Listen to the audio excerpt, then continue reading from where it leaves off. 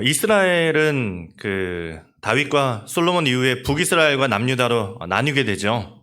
네, 잘 알고 있는 이야기일 텐데, 남유다는 그래도 좀 괜찮았었는데, 북이스라엘은 늘 말썽이었습니다. 늘 죄를 짓고 우상숭배를 하고 백성을 억압하고 착취하고 그랬는데, 왜 북이스라엘은 그렇게 되었을까? 왜 북이스라엘이 그렇게 타락하게 되었을까? 어떻게 보면 전혀 상관없을 것 같은 오늘 말씀에서부터 그 이야기가 시작이 됩니다. 왕정시대 이야기인데 그 타락한 그 왕이 없던 이 사사시대로부터 이 이야기가 시작이 됩니다. 우리가 사사기 하면 유명해서 너무나 잘 알고 있는 말씀이죠. 우리 오늘 읽은 말씀 마지막 절에 나오는 말씀. 그때에는 이스라엘에 왕이 없었으므로 사람마다 자기 소견에 옳은 대로 행하였더라. 이 구절이 사사기에 2번 나옵니다. 한 번은 사사기 맨 마지막에 나오고 또 한 번은 오늘 우리가 읽은 말씀 6절 마지막 절에 나오는 것이죠. 지금 사사기도 참 많이 이야기를 했습니다. 많이 했는데 사사기에 대해서 많이 배웠는데 사사기가 무슨 내용입니까? 제 사사기의 큰 주제를 뭐라고 했었죠? 실패한 이스라엘. 이렇게 말씀을 드리면서 크게 이 실패한 이스라엘이라는 주제를 가지고 그 안에 이제 사사들이 이야기가 나오는 거죠. 당연히 사사기니까 사사의 이야기가 나오겠죠. 주변 국가들은 다 왕이 다스릴 때 이스라엘은 아직 왕이 없던 그 시대, 그래서 사사가 다스리던 그 시대였습니다. 그리고 사사, 여태까지 우리가 배운 사사들 혹시 누가 기억납니까? 왼손잡이, 에훗, 여사사, 드보라, 또 입다, 입으로 흥한 자, 입으로 망한 이 입다. 300용사의 기드온도 나눴었고, 그렇게 최근에 나눴던 게 이번만 나로 강하게 하사, 삼손의 이야기도 나눴습니다. 사사의 이야기는 다 끝났습니다. 사사의 이야기는 다 끝났는데 사사기는 아직 끝나지 않았습니다. 아직 이 사사기의 저자가 우리에게 하고 싶은 이야기가 남아 있다는 것이죠. 그게 무슨 이야기냐? 사사기의 마지막 절이자 오늘 우리가 읽었던 그 이스라엘을 대표적으로 보여주는 말씀. 그때 이스라엘에 왕이 없었으므로 사람마다 자기 소견에 옳은 대로 행했던 이 이스라엘의 이야기를 이야기하는 것이죠. 사사들의 이야기는 끝났지만 끝나지 않은 사사기. 그래서 아마 우리에게는 좀 잘 알지 못하고 생소한 이야기일 수 있습니다만 그 사건이 몇 가지 나오는데 오늘 그 중에 한 가지가 우리가 읽은 말씀입니다. 오늘 우리가 이 말씀을 읽어서 아시겠지만 이 말씀을 한마디로 표현을 하면 뭐라고 얘기할 수 있을까? 오늘 읽은 말씀을 한마디로 하면 저는 오늘 설교의 제목처럼 총체적 난국이다. 이렇게 얘기할 수 있을 것 같습니다. 오늘 말씀에 먼저 한 사람이 등장을 합니다. 1절에 이렇게 시작을 하죠. 에브라임 산지에 미가라 이름하는 사람이 있더니, 여기에 이제 2가지 정보가 나오는데 하나는 이제 에브라임 지파인 거고 에브라임 산지, 그리고 미가라는 사람이 나옵니다. 저도 설교를 듣다 보면 좀 이렇게 어렵거나 고유명사나 이렇게 나오면은 생각을 멈추게 되더라고요. 그래서 좀 이런 것들을 좀 짚고 우리가 이제 그 말씀을 배우는 게 좀 말씀을 잘 이해하기 위해서니까 좀 말씀을 접고 말씀을 좀 이렇게 보면서 넘어가길 원하는데, 에브라임 산지, 에브라임 지파, 우리가 이제 에브라임 지파다 하면은 이제 이 정도는 생각을 할 수 있어야 되는 그런 것들을 좀 나누려고 하는데, 에브라임의 위치가 어디냐? 지도를 한번 보여주시면, 저기가 밑에는 이제 사해고, 에브라임이 이스라엘의 어떻게 보면 한 가운데 있는 거죠. 옆에 보면 이제 단지파의 땅도 보이고, 좀 이따가 얘기하겠지만 그 밑에는 유다 지파의 유다 지파도 보입니다. 그래서 에브라임 지파에 좀 눈에 띄는 곳이 베델, 하나님의 집인 베델도 에브라임 지파고, 실로, 그 여호와의 성막이 있던, 여호와의 법궤 성막이 있던 실로도 에브라임 지파였습니다. 나중에 전쟁으로 뺏기긴 하지만 그 전까지는 실로의 법궤가 있는 거죠.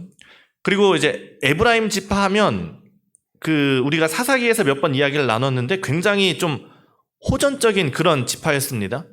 기드온 때도 기드온에게 시비를 걸었던 지파가 에브라임 지파였고, 입다 때도 그 시비를 걸었던 지파가 에브라임 지파였던 것이죠.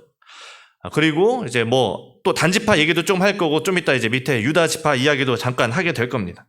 자, 저 이제 에브라임 지파라는 곳에 한 사람이 등장을 합니다. 그 사람의 이름이 뭐죠? 미가라 하는 사람이 등장을 합니다. 뭐 선지서에 미가서가 있으니까 그 익숙한 이름이겠습니다만은 사는 시대가 다르니까 전혀 다른 그런 사람입니다. 이 미가의 원래 이름은 미카예후가 원래 이름이고 그 뜻이 누가 야훼와 같으랴가 이 이름의 뜻입니다. 멋진 이름이죠. 누가 야훼와 같으랴. 아마 그 이름을 그 어머니가 지어줬을 겁니다. 어머니가 지어줬다는 것은 아마 어머니가 꽤나 신앙심이 있었다는 것을 우리가 생각을 해볼 수 있습니다. 물론 이제 이름을 그렇게 짓느냐와 또 그렇게 사느냐는 또 다른 이야기지만 안 그래도 이 미가의 집에 한 가지 사건이 발생을 합니다.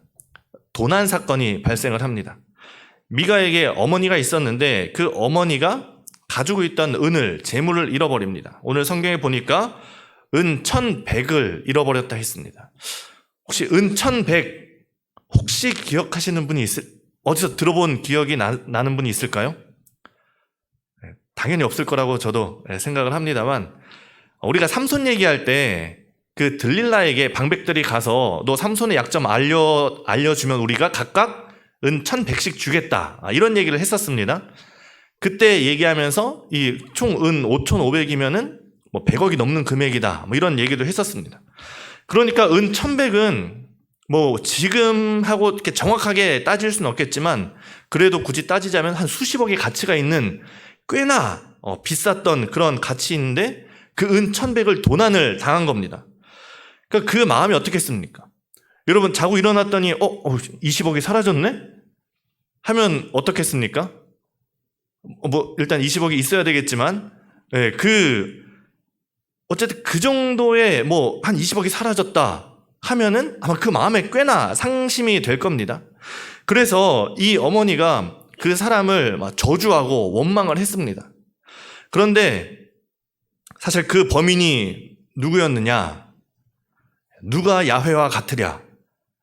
그 아들 미카예후, 그 아들이 범인이었던 거죠. 이 어머니가 저주를 꽤나 세게 했던 모양입니다. 아마 아들한테도 꽤나 세게 얘기했던 모양입니다. 그 저주를 들어서 그런지 이 아들이 겁을 먹고 2절에 자기가 그 범인이라고 밝힙니다. 어머니, 전에 어머니께서 은 1,100을 잃어버려서 그 훔친 사람을 저주하셨죠. 사실 그 돈이 여기 있습니다. 사실 제가 가져간 거였습니다. 이렇게 고백을 합니다. 여러분이 어머니 같으면 어떻게 하시겠습니까? 참 자식이 그런 걸까요? 아니면 이 어머니가 착한 건지 모르겠는데 네가 나한테 어떻게 그럴 수 있냐 쫓아내고 이럴 수도 있는데 그 어머니가 그 돈을 받고서 좀 기분이 좋아졌는지 괜찮다. 네가 저주를 받을 게 아니라 여호와께 복을 받아라. 이렇게 이야기를 합니다. 그리고 나서 이 어머니가 그 돈을 받고 이제 생겼으니까 다시 잃어버렸던 것을 되찾았으니까 이것을 어떻게 쓸까 고민을 하다가 결심을 합니다. 내가 이 돈을 여호와께 바쳐야겠구나. 이렇게 생각을 하죠. 좋은 아이디어이죠. 이 어머니를 보면 아들 이름도 여호와가 들어가고 뭐만 하면 여호와께 복받기를 원하노라. 여호와께 바치자. 참 이런 항상 여호와를 찾는데 문제는 이 어머니가 이 돈을 여호와께 바친다고 하고 결심하고 한 행동이 뭐냐? 3절 4절에 보면 이렇게 나옵니다. 미가가 그 은 1,100을 그의 어머니에게 도로 주매 그의 어머니가 이르되 내가 내 아들을 위하여 한 신상을 새기며 한 신상을 부어 만들기 위해 내 손에서 이 은을 여호와께 거룩히 드리노라. 그러므로 내가 이제 이 은을 내게 도로 주리라. 미가가 그 은을 그의 어머니에게 도로 주었으므로 어머니가 그 은 200을 가져다가 은장색에게 주어 한 신상을 새기고 한 신상을 부어 만들었더니 그 신상이 미가의 집에 있더라. 지금 이 어머니가 이 은을 여호와께 바치겠다라고 말하면서 한 행동이 뭡니까? 은장색을 찾아가서 그 은으로 우상을 만든 것이죠. 정확하게 10계명의 두 번째 우상을 만들지 말라는 그 계명을 어기고 있는 거죠. 그리고 그 신상을 그 아들 미가의 집에 둡니다. 아마 뭐 잃어버렸던 뭐 돈의 액수를 봐도 아니면은 그 미가의 집에 뭐 신당이 있었다는 것도 보면은 아마 꽤나 잘 사는 그런 집안이었던 것 같습니다. 그래서 이 신상을 둘 곳이 필요하니까 신당을 짓고 거기다 제사용 의복인 이 에봇, 제사장 옷이죠. 제사장 옷인 에봇과 그리고 드라빔, 우상이죠. 가정용 작은 우상이라고 할 수 있는데 이 드라빔을 함께 만들어서 거기다가 둡니다. 그리고 장소만 있으면 안 되죠. 누가 있어야 됩니까? 제사장이 있어야 되니까 어떻게 합니까? 자기 아들 중에 한 명을 제사장으로 삼습니다.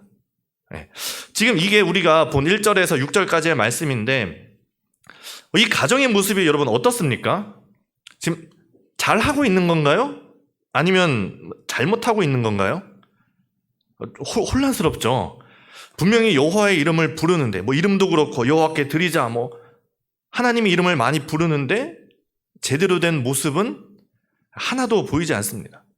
이게 뭐가 잘못됐고 뭐 어디서부터 잘못됐다고 얘기를 해야 될지 모를 정도로 그런 오늘 설교의 제목처럼 총체적 난국의 그런 모습을 보여줍니다. 그런데 이러한 미가의 모습이 이 미가 한 사람의 모습이 아니라 그 시대를 보여주는 이 미가는 그 시대를 보여주는 대표적인 인물이라고 할 수 있는 거죠.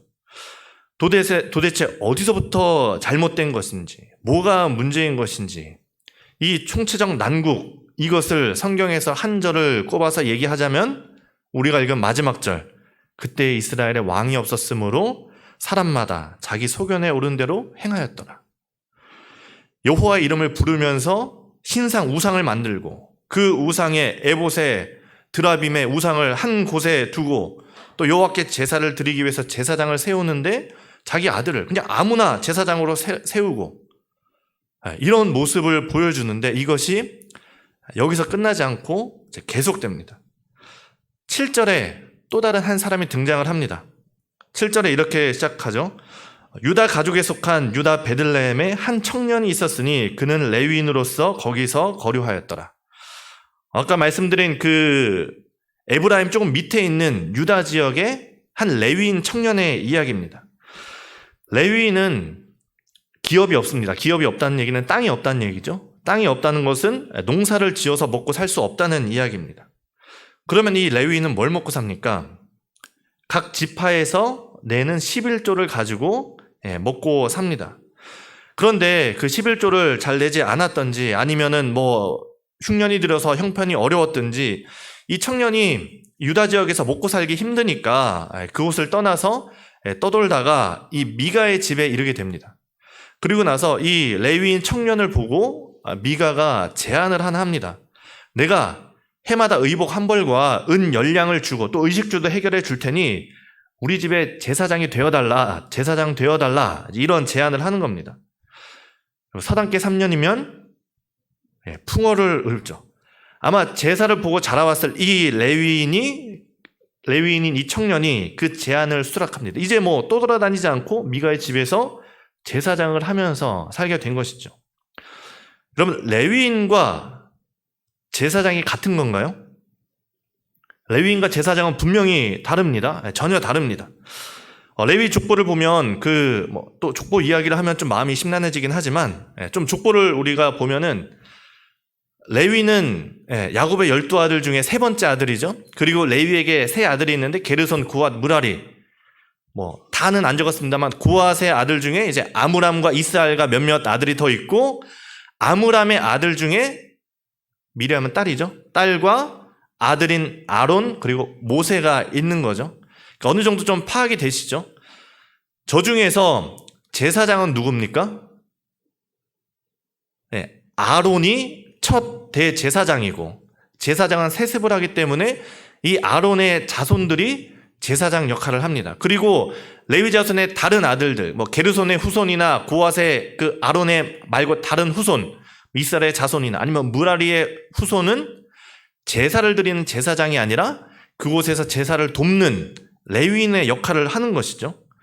그러니 이 제사장과 레위인은 분명히 다릅니다. 모든 제사장은 레위 지파이지만 모든 레위 지파가 제사장인 것은 아니죠. 그런데 미가의 집에서는 레위인이 아론의 후손이 아닌 레위인이 제사장이 된 겁니다.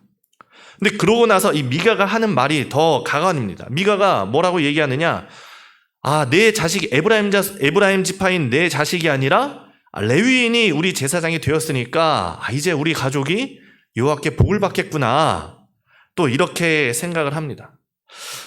이런 말도 안 되는 상황이 이제 사사기의 마지막까지 이어지면서 그 사사기의 마지막이 뭐로 끝납니까?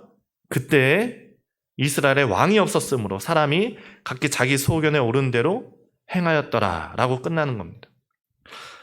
제가 이 미가의 집안 이야기를 들으면서 보면서 가장 눈에 들어왔던 게 이 사람들이 여호와 이름을 굉장히 많이 부릅니다. 열심히 부릅니다. 아들 이름도 미카예후, 여호와와 같은 이가 누구랴? 그리고 여호와께 바치겠다. 여호와께서 우리에게 복을 주겠다라고 부르는데 분명히 이 사람들이 바울을 찾는 것도 아니고 아세라를 찾았던 것도 아니고 여호와 이름을 부르는데 그 행동은 어떻습니까? 전혀 하나님이 원하시지 않는, 여호와께서 원하시지 않는 방법으로 자기 마음대로 행했던 거죠. 여호와 이름을 부르면서 신상을 만들고 드라빔에 엉뚱한 제사장까지 그럴듯한 구색은 다 갖췄지만 결코 하나님을 섬기는 것이 아니었던 것이죠. 저는 이 말씀을 볼 때마다 우리의 신앙도 우리가 늘 두렵고 떨리는 마음으로 점검해야 된다라는 생각이 듭니다. 과연 내가 믿는, 내가 이름을 부르는 하나님, 여호와 하나님, 내가 여호와라고 부르는 그 하나님은 어떤 분이신가? 내가 여호와 이름을 부르면서 우리가 교회로 모이는데 과연 내 모습에 혹시 미가와 같은 모습은 없는가? 우리가 두려움으로 우리의 모습을 점검해 봐야 될 겁니다. 이 미가의 가정이 그 사사시대 사람들이 자기 마음대로 살았던 가장 근본적인 이유가 뭡니까? 오늘 말씀에서 나왔던 것처럼 6절에 나왔던 것처럼 왕이 없었기 때문이죠. 물론 이 왕이 여러 가지 중의적 의미로 쓰입니다. 그 당시에 사사가 다스리던 정말 정치적인 왕이 없었기도 했겠지만 정말 중요한 의미로서는 그 왕 대신 하나님께서 그들의 왕이 되지 못하셨기 때문에 그들의 삶의 왕이 여호와가 아니었기 때문에 자기가 왕이었기 때문에 자기 마음대로 예배하고 살았던 겁니다. 그래도 이제 지금 좀 많이 바뀐 것 같지만 우리나라도 옛날에 사람들에게 종교가 뭐예요? 라고 물어보면은 보통 뭐라고 대답했습니까? 불교요 라고 대답을 했죠. 사실 절에 한 번도 안 가본 사람도 그냥 가장 익숙했기 때문에 불교요 라고 그런 얘기를 많이 했었습니다. 이 당시도 여호와 하나님을 제대로 알지 못하지만 그럼에도 가장 친숙한 이름이 뭐였습니까? 여호와 하나님이었던 거죠. 그러니까 하나님이 누구신지도 잘 모르고 어떻게 해야 되는지도 잘 모르지만 그저 이 사람들에게 필요했던 건 뭡니까? 종교가 필요했던 겁니다. 종교. 이런 사람들에게 있어서 종교의 가장 큰 기준이 뭐가 될까요? 오늘 그 말씀 초반에 미가의 어머니가 저주했던 그 이유, 복을 빌었던 이유가 뭐였습니까? 은천백, 재물이었죠. 재물을 잃어버렸을 때 그 입에서 저주가 나왔고 재물을 찾았을 때는 그 입에서 복이 선포됐습니다. 미가 어머니의 이 복과 저주의 기준은 뭐였습니까? 돈이었습니다. 재물이었습니다. 우리 삶에서 하나님이 없어질 때, 하나님을 잃어버릴 때 우리의 중심을 가장 차지하기 쉽게 되는 것이 재물인 것이죠. 그리고 재물이 우리 중심에 있을 때 또 나타나는 현상이 종교, 하나님을 이용하게 된다는 겁니다.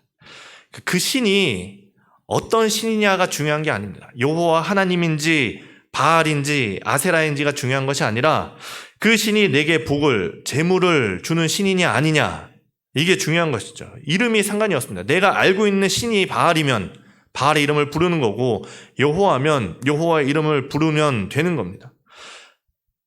이스라엘은 조상 때부터 여호와 하나님이 다스렸으니까 여호와의 이름을 부른 것뿐입니다. 그 출애굽 시대도 보면 모세가 십계명을 받으러 시내산에 올라갑니다. 올라가서 잘 내려오지 않자 백성들이 원망을 합니다.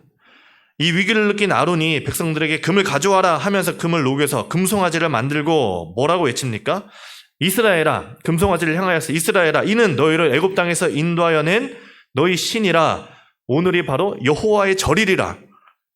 금송아지를 바라보면서 너희를 애굽에서 인도하여 낸 신이고 여호와라, 이렇게 이야기를 하는 겁니다. 하나님을 위해서 내가 존재하는 것이 아니라 나를 위해서 하나님이 존재하게 될 때 우리의 신앙, 우리의 종교, 예배가 무너지게 되는 것이죠. 이름은 상관이 없으나 또 제사를 드리는 방법도 상관이 없습니다. 내가 왕이고 내가 주인이니까 내 마음대로 드리면 되는 것이죠. 일본은 굉장히 그 기독교 복음률이 낮습니다. 하지만 또 이렇게 복음을 전하면 잘 듣습니다. 일본 사람들에게 있어서 일본은 굉장히 신이 많지 않습니까? 일본 선교하면은 잘 듣지만 그 사람들에게 있어서 하나님은 뭡니까? 그냥 수많은 신들 중에 하나. 그렇게 이해하기 때문입니다. 그러니 호세아가 한탄을 하면서 말하지 않습니까? 내 백성이 지식이 없으므로 망하는도다. 하나님을 제대로 알지 못하니까 그 입술에서는 여호와의 이름을 부르는데 하나님을 아는 지식이 없어서 하나님을 제대로 알지 못해서 망하는 그런 어처구니 없는 일들이 일어나는 것이고, 우리의 삶에서는 그러한 일들이 없어야 될 것입니다. 우리가 믿는 하나님, 내가 부르는 여호와 하나님 어떤 분이신가? 내 신앙의 기준은 어딘가? 우리가 우리의 신앙을 점검해야 될 것입니다. 하나님을 우리가 제대로 알고 하나님을 아는 지식이 우리 가운데 올바르게 거하고 또 내 욕심과 내 마음대로가 아니라 하나님이 원하신 대로 우리가 하나님을 예배하고 하나님을 섬기는 여러분들이 되시기를 바랍니다. 마태복음 16장에 베드로의 신앙 고백이 생각이 납니다. 너희가 나를 누구냐 하는 그 예수님의 질문에 베드로가 당당하게 대답합니다.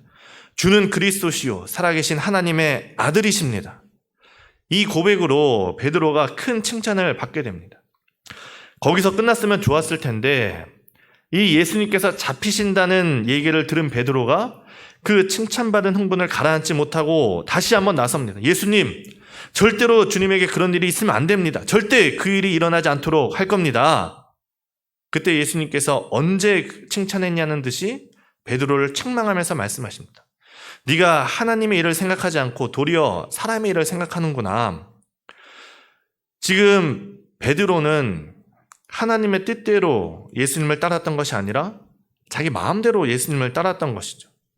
그러니까 사람의 일이라는 것이 그렇습니다. 참 누구나 사람은 다 욕심이 있고 또 이해타산을 따지게 되어 있습니다. 베드로가 과연 어떤 생각으로 예수님을 따랐겠느냐?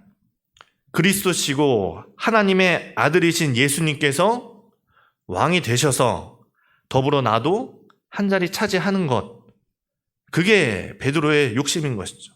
그러니 주는 그리스도시고 살아계신 하나님의 아들이시기 때문에 나에게 복을 주시는 분, 내게 한 자리 주시는 분, 그렇기 때문에 예수님은 절대 잡혀서는 안 되시는 분, 그런 일이 일어나면 안 된다고 얘기를 하는 겁니다. 하지만 예수님의 생각은 정반대였습니다. 누구든지 나를 따르려거든 자기를 부인하고 자기 욕심을 내려놓고 자기 생각 내려놓고 자기 십자가를 지고 나를 따를 것이니라. 이것이 진짜 예수님의 뜻이고 생각이었던 것이죠. 오늘도 우리가 우리 마음에 내 마음, 내 뜻, 때로는 나를 돌아보니 내가 욕심으로 하나님을 섬길 때도 있었구나 라는 그런 모든 내 욕심과 내 생각과 방식을 내려놓고 하나님의 뜻대로, 하나님의 방법대로 하나님을 예배하고 또 예수님의 뜻대로 자기 십자가를 지고 예수님을 따라가는 여러분들이 되시기를 바랍니다. 찬양 중에 그가 오신 이유라는 찬양이 있습니다. 그 가사 중에 이런 가사가 있습니다. 죽어야 살게 되고 져야만 승리하는 놀랍고 영원한 신비. 이제 우리에게 맡겨진 그 소망, 그 놀랍고 신비한 그 예수님의 뜻을 바로 알고 바로 믿고 바로 행동하고 바로 따라가는 여러분들이 되시기를 바랍니다. 처음으로 돌아가겠습니다. 제가 처음에 그런 말씀을 드렸었습니다. 북이스라엘의 그 우상 숭배가 과연 이 사사기의 말씀과 무슨 상관이 있느냐? 오늘 말씀은 미가 한 사람 아니면 혹은 그 한 가정의 타락의 이야기를 다루었습니다. 그런데 이 이야기가 18장과 이어집니다. 이어지는 18장을 보면 단지파의 이야기가 나옵니다. 아까 우리가 지도에서 보셨겠지만 단지파는 어디 있었습니까? 에브라임 지파 바로 왼쪽에 붙어 있었죠. 기억이 나십니까? 좀 이따가 다시 한번 보겠습니다. 그리고 이제 블레셋과도 붙어 있었죠. 단지파의 대표적인 사사가 누구였습니까? 마누아라 이름하는 삼손이 단지파였죠. 네. 그 단지파 그 18장 1절에 이렇게 시작이 됩니다. 그때 이스라엘에 왕이 없었고, 또 이 얘기가 또 나오죠. 단지파는 그때 거주할 기업의 땅을 구하는 중이었으니 이는 그들이 이스라엘 지파 중에서 그때까지 기업을 분배받지 못하였음이라. 이 단지파 이야기를 할 때도 역시 왕이 없음을 전제로 그렇게 시작을 합니다. 그러니까 이어지는 내용이 뭔가 좋지 않은 부정적인 이야기가 나올 거라는 예감이 들죠. 단지파가 그때까지 기업을 받지 못했다, 이렇게 기업을 분배받지 못했다, 이렇게 이야기를 합니다. 하지만 사실 단지파는 아까 우리가 지도에서도 봤듯이 단지파의 지역이 있습니다. 지역이 있고, 삼손도 단지파에서 났고, 또 그 삼손의 이야기를 할 때 보면은 그 소알과 에스다올에 살고 있었다, 뭐 이런 내용도 나옵니다. 그런데 단지파가 기업을 분배받지 못했다라는 얘기는 단지파가 자기들이 분배받은 그 지역에서 원주민을 몰아내지 못하고 오히려 밀려나서 살고 있었다는 것을 이야기합니다. 그 땅 분배를 했던 사사기 1장 34절에 보면 이런 말씀이 나옵니다. 아모리 족속이 단 자손을 산지로 몰아넣고 골짜기에서 내려오기를 용납하지 아니하였으며, 이 단지파가 분배받은 땅이 원래 아모리 족속이 살고 있던 땅이었는데, 이 단지파가 용감하게 나서서 갈렙처럼 이 산지를 내게 주소서 하면서 그 땅을 차지를 했어야 됐는데 어떻게 됩니까? 오히려 아모리 족속이 단지파를 몰아내고 해변 평야에서 몰아내고 산지로 몰아냈던 것입니다. 그래서 이 단지파가 그곳에서 살기가 너무 힘드니까 더 나은 땅을 찾기 시작하는 겁니다. 그래서 땅 지파를 분배받지 못했다 얘기하는 겁니다. 그러면서 더 나은 땅을 찾기 위해서 정찰대를 보내는데, 마침 이 정찰을 간 사람들이 오늘 우리가 읽은 그 17장에 나오는 미가의 집을 지나게 됩니다. 그러면서 거기서 제사장 역할을 하고 있던 그 레위인 청년을 만나서 이야기를 나누면서 이 사람이 지금 제사장으로 있으니 우리가 가는 길이 잘 될지 좀 하나님께 여쭤봐 달라, 이런 얘기를 나눕니다. 그리고 이 제사장인 레위인 청년이 또 그들에게 잘 될 거다 하면서 복을 빌어줍니다. 이 정찰대가 그러고 나서 좋은 땅을 찾아서 가다가 이스라엘의 가장 북쪽에 있는 라이스라는 곳에 이릅니다. 그 지도를 보면은 이렇게 이스라엘 지역 가장 위쪽에 보면 저기 단이라고 적힌 지역이 있죠. 저 단의 지역 이름이 원래는 라이스입니다. 가장 북쪽에, 이스라엘의 가장 북쪽에 있는 그런 도시 중에 하나인데, 이 라이스 지역을 성경의 7절에 이렇게 평가합니다. 이에 5사람이 떠나 라이스에 그 정찰대죠. 라이스에 이르러 거기 있는 백성을 본즉 염려 없이 거주하며 시돈 사람들이 사는 것처럼 평온하며 안전하니 그 땅에는 부족한 것이 없으며 부를 누리며 시돈 사람들과 거리도 멀고 어떤 사람과도 상종하지 아니함이라. 그 땅이 어떻습니까? 평온하고 잘 살고 있는 땅, 부족함이 없는 땅, 그러면서 어떤 사람과도 상종하지 않는다라는 얘기는 우리가 거기를 쳐들어가도 도와줄 곳이 없다라는 그런 얘기입니다. 그래서 이 단지파가 600명을 데리고 그 멀쩡히 잘 살고 있는 라이스에 찾아가서 그곳을 쑥대밭으로 만들고 이제는 거기서 자기들이 단이라 이름을 고치고 거주하며 살게 되는 겁니다. 그런데 문제는 그 땅을 점령하기 위해서 600명이 이제 그 라이스로 가면서 정찰대가 그 사람들에게 뭐라고 얘기하면 그 18장 14절에 이렇게 얘기합니다. 전에 라이스 땅을 정탐하러 갔던 5사람이 그 형제들에게 말하여 이르되 이 집에 에봇과 드라빔과 새긴 신상과 부어 만든 신상이 있는 줄 너희가 아느냐? 그런즉 이제 너희는 마땅히 행할 것을 생각하라. 이게 무슨 얘기냐? 우리가 그때 정찰하다 보면서 가다 보니까 야, 저 집에 신상하고 제사장하고 드라빔하고 있더라. 어떻게 할래? 가서 빼앗자라는 그런 얘기인 거죠. 그래서 이 사람들이 가면서 거기서 그 레위인이 제사장으로 있는 곳에 가서 미가의 집에 가서 신상, 에봇, 드라빔을 다 훔쳐서 나옵니다. 그뿐 아니라 쫓아 나오는 그 레위인 제사장 청년에게 이렇게 얘기합니다. 19절에 보면 우리와 함께 가서 우리의 아버지의 제사장이 되라. 네가 한 사람의 집 제사장이 되는 것과 이스라엘 한 지파 한 족속의 제사장이 되는 것 중에서 어느 것이 낫겠느냐? 야, 너 한 가정의 제사장 할래? 한 가문의 제사장 할래? 야, 너 30명 목회할래? 1000명 목회할래? 이렇게 물어보는 겁니다. 이 레위인 청년이 어떻게 했을까요? 20절에 보니 그 제사장이 마음에 기뻐하며 에봇과 드라빔과 새긴 우상을 받아가지고 그 백성 가운데로 들어가니라. 정말 그 미가의 집에서 아들같이 여겨줬다 이렇게 얘기를 하지만 결국 그 집을 배신하고 떠나갑니다. 그리고 나서 이 제사장과 함께 방금 말씀드린 것처럼 평화롭게 잘 살고 있는 그 라이스를 쑥대밭으로 만들고 거기서 단이라 부르며 그 레위인 제사장 청년과 함께 거주하게 됩니다. 그리고 18장 마지막 31절에 이렇게 됩니다. 하나님의 집이 실로에 있을 동안에, 아까 말씀드렸죠. 실로에 성막이 있습니다. 하나님의 집이 실로에 있을 동안에 미가가 만든 바 새긴 신상이 단 자손에게 있었더라. 이렇게 18장이 끝나게 됩니다. 우리가 성경을 보면서 그 이스라엘의 영토를 얘기할 때 보통 뭐라고 얘기합니까? 우리나라는 보통 어디서 어디까지라고 얘기하죠? 백두에서 한라까지 하면서 우리나라를 얘기하는 거죠. 이스라엘은 어떻게 얘기합니까? 단에서 브엘세바까지. 아마 많이 들어보셨을 겁니다.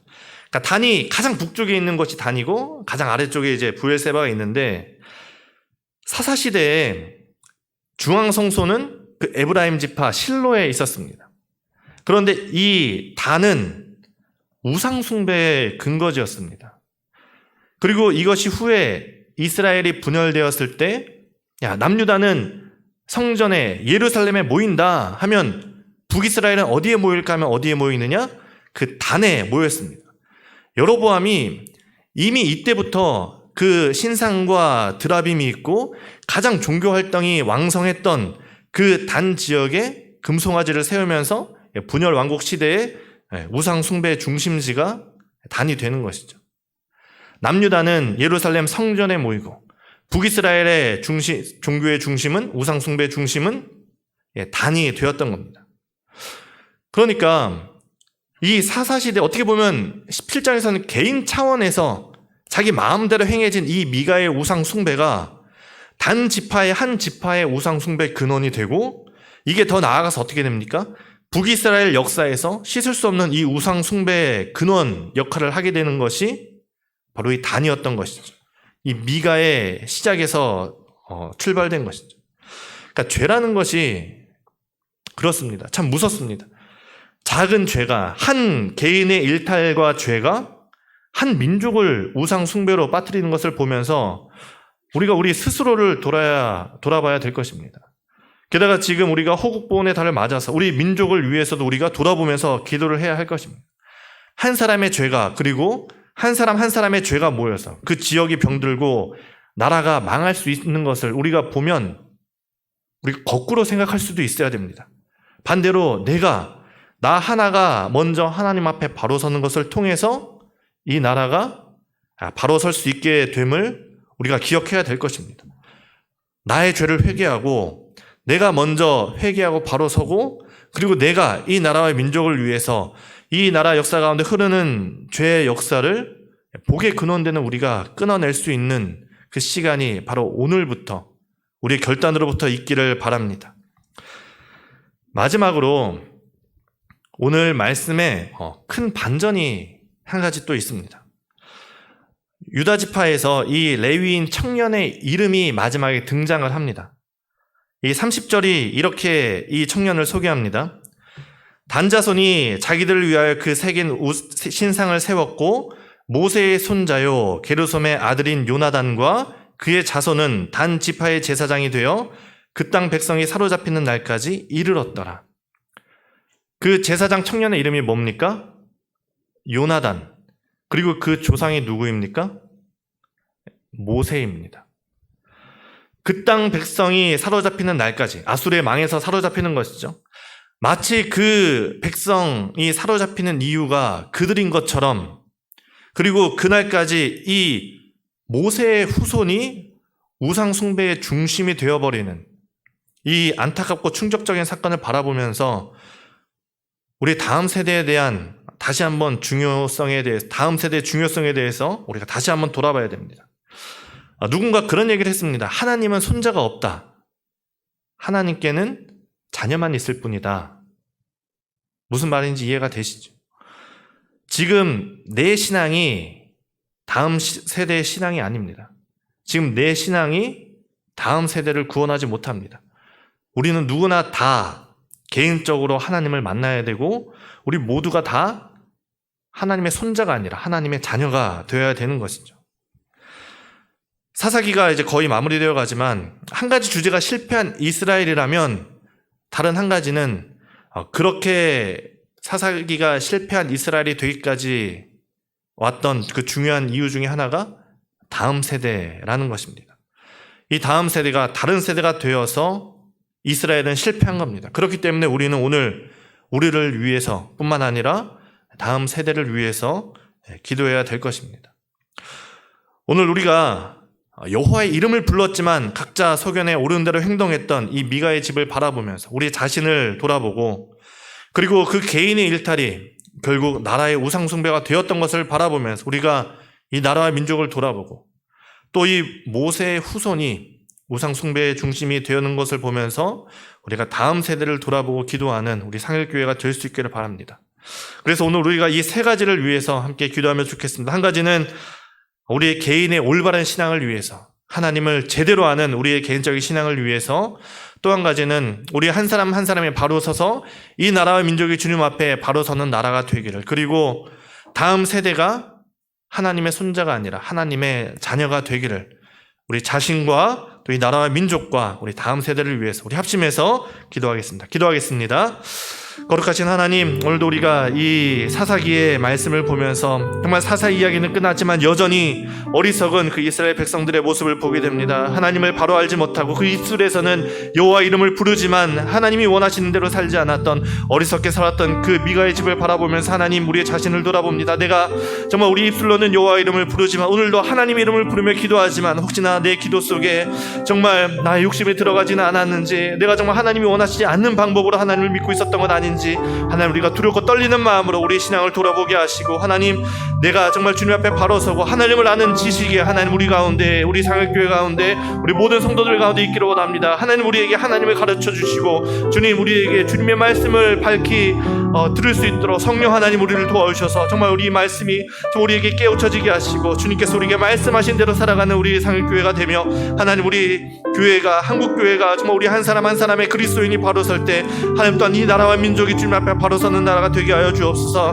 한 사람의 죄악이, 한 개인의 일탈이 엉뚱하게 신상을 만들었던 것이 정말 그 북이스라엘을 죄악으로 우상 숭배로 몰고 가는 것을 바라보면서 우리가 죄가 얼마나 두려운 것임을 다시 한번 생각합니다. 하나님, 그 죄는 작은 것이라도 우리가 피할 수 있도록 주님 우리를 지켜 돌보아 주시고, 하나님, 우리가 정말 그 지은 죄에서 돌이켜 주님 앞에 돌아갈 때 주님 우리를 통하여서 나이가 변화되고 교회가 변화되고 이 상일동이 변화되고 정말 이 대한민국이 변화될 수 있도록 주님 인도하여 주옵소서. 하나님, 우리가 다음 세대를 위해서도 기도할 수 있기를 원합니다. 하나님, 정말 그 이스라엘의 가장 훌륭했던 지도자 그 모세의 자손이 정말 그 우상 숭배의 중심이 되는 것을 보면서 정말 정말 어처구니 없고 정말 이 안타까운 사건을 바라보면서 하나님, 우리의 자녀들을 돌아봅니다. 우리의 자녀들을 바라봅니다. 하나님, 우리의 자녀들이 정말 내 신앙으로 사는 것이 아니라 그 자녀들의 신앙으로 살아갈 수 있기를 원합니다. 주님, 우리의 자녀들을 돌봐 주시고 주님, 우리의 자녀들을 만나 주시고 우리 자녀들이 주님 안에서 하나님의 자녀로서 거듭날 수 있도록 인도하시고, 하나님의 자녀로서 정말 주님이 원하시는 대로 살아가서 하나님,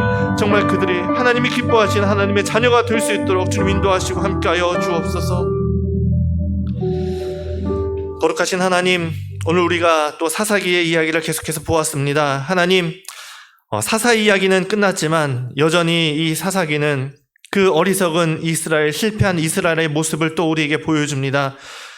정말 그 입술에서는 여호와 이름이 불러졌지만 정작 하나님이 원하시는 대로는 조금도 살지 않고 우상을 섬기며 살았던 그 미가의 집안, 그리고 그 미가의 그 일탈을 통해서 단 지파와 또 북이스라엘이 죄악에 빠지는 것을 우리가 바라봅니다. 하나님, 정말 이 이야기가 혹시나 나의 이야기는 아닌지 두렵고 떨리는 마음으로 우리의 자신을 돌아보게 하여 주옵소서. 하나님, 내 일탈로 인해서 정말 죄가 커지는 것이 아니라 우리 한 사람 한 사람의 주님 앞에 돌아올 때 그것을 통하여서 이 나라 민족이 또한 주님께 돌아오는 그런 역사를 우리가 경험하게 하여 주옵소서. 하나님, 우리가 우리 다음 세대를, 우리의 자녀들을 위해서도 기도합니다. 하나님, 정말 모세의 자손이 우상숭배의 중심이 되는 참 그 어리석은 일들, 안타까운 일들을 바라보면서 우리의 삶에는 그런 일들이 일어나지 않도록 하나님, 우리 자녀들이 개개인이 하나님을 만나고 하나님이 자녀가 되는 우리 자손들이 될 수 있도록 주님 인도하여 주시고, 그것을 위해서 우리는 기도할 뿐입니다. 하나님의 긍휼을 구할 뿐입니다. 정말 우리가 자녀를 신앙으로 교육하며 우리의 자손들이, 우리의 자녀들이 하나님을 바로 만나 하나님의 자녀가 되는 귀한 우리 다음 세대가 될 수 있도록 인도하여 주시고, 그 가운데 하나님께 영광 올려드리는 우리 모든 상일교회 성도들 될 수 있도록 주님 인도하여 주옵소서. 감사드리며 거룩하신 예수님의 이름으로 기도합니다. 아멘.